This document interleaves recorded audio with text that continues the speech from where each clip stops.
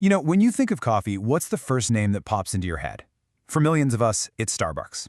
That green siren logo seems to be on, well, practically every corner on Earth. But how did they actually conquer the world? The secret, and this is the whole story right here, wasn't just in the coffee. It was in the experience they built around it. So let's break down how Starbucks managed to turn a simple drink into a massive cultural empire. Okay, let's just start with a number that is kind of hard to even wrap your head around. Over 35,000 stores worldwide. To put that in perspective, that's more locations than McDonald's has in the entire United States. They're serving millions upon millions of people every single day, pouring billions of cups of coffee and raking in tens of billions of dollars every year. This is not just a coffee shop, folks. It is a global institution. Which, of course, leads to the big question. How on earth did this happen? How did a simple beverage, something people have been brewing in their kitchens for centuries, become this cultural icon that people are more than happy to pay a premium for? As we're about to see, the real secret ingredient was never in the beans. To find the answer, we've got to rewind the clock. We're going all the way back to 1971 in Seattle, where the original recipe for Starbucks was, believe it or not, completely different from what you and I know today. So this story kicks off with these three guys, Jerry Baldwin, Zev Siegel, and Gordon Boker. Now, these guys were absolutely passionate about great coffee, but their vision for the business was very, very specific. And let's just say it had nothing to do with serving pumpkin spice lattes. And here's the first big twist in the story, something most people have no idea about.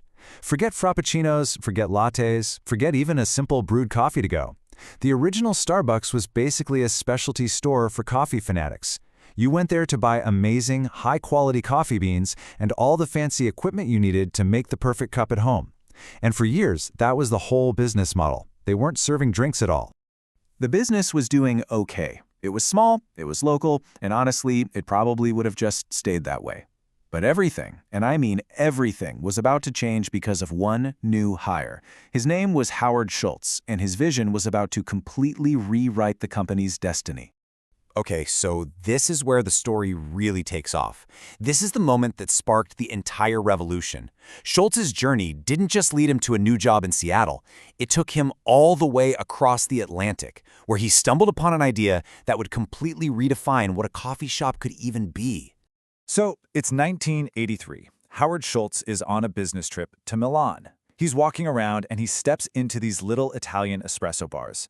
And it's like a light bulb just explodes over his head. He saw that these places weren't just for grabbing a quick shot of caffeine. No. They were the beating heart of the community. They were alive. People were talking, laughing, connecting. The coffee was almost an excuse to just be together. And this timeline just shows you how dramatic this moment was. Schultz flies back from Italy, completely energized, buzzing with this revolutionary idea. He goes to the founders and pitches it, saying, this is the future. And what did they say? They said no, flat out. They were purists, remember. They just wanted to sell beans. They thought running a cafe was a distraction. So Schultz, who believed in this vision so much, actually left the company. He started his own Italian-style cafes to prove the idea worked. And boy, did it work. He was so successful that by 1987, he came back with enough money to buy Starbucks outright. So, now Schultz has the keys to the kingdom. He's in charge, and he can finally build out this massive idea that he's been obsessed with since that trip to Italy. He set out to create what he called the third place. So what in the world is this third place? It's actually a pretty simple concept from sociology. The idea is if your home is your first place and your job is your second place, then the third place is that vital spot in between. It's that essential anchor for your community life. It's where you go to unwind, to relax, to meet people, to just be. And Schultz's grand vision was for Starbucks to become that place for everybody. And this simple structure, right here, this was the entire game plan. It was the blueprint for everything they would build. Schultz didn't want Starbucks to just be another store you stop at. He wanted it to be the third most important place in your daily life, right up there with your home and your office, a destination. And they engineered this third place down to the smallest detail. I mean, think about it the next time you walk into one.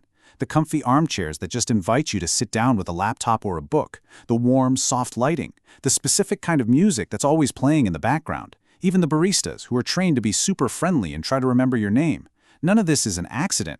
It was all meticulously designed to make you feel welcome and to encourage you to stay a while. And this slide right here just nails the core difference. Your typical coffee spot, it's all about the transaction.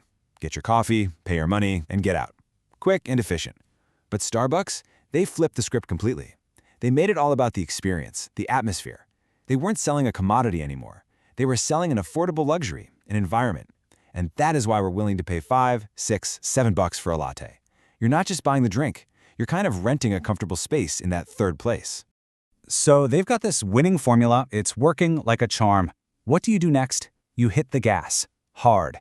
Starbucks was about to kick off one of the most aggressive and fastest global expansions the retail world has ever seen.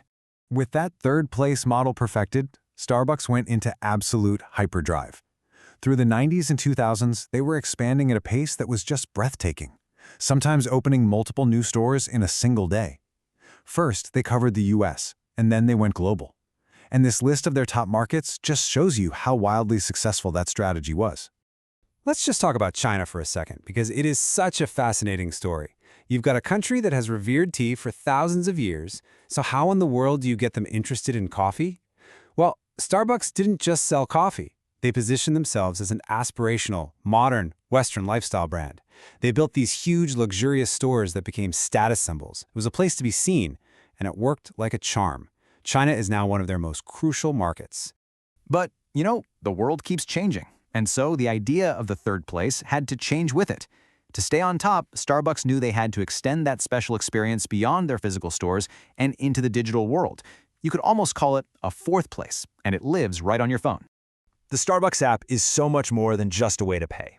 It is an incredibly powerful loyalty machine. I mean, think about how smart it is. You can skip the line entirely by ordering ahead. Paying is totally seamless, and every single thing you buy earns you those little stars towards a free drink. It creates this perfectly smooth, frictionless experience that makes it almost too easy to just pick Starbucks over anyone else. It's a genius way to keep you locked in and coming back. Now, let's be clear, the coffee market today is insanely crowded.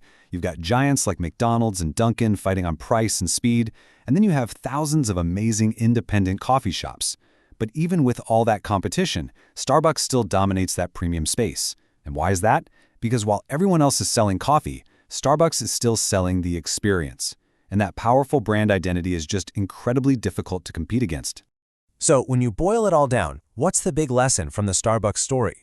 It's that the actual product you sell is really only part of the equation. Howard Schultz's genius wasn't about inventing a new type of coffee. It was about seeing and understanding a deep, fundamental human need for connection, for community. By building an entire business around a feeling, an experience, they transformed a simple commodity into a global empire. They proved that what really builds a legendary brand isn't just what you sell, it's about how you make people feel.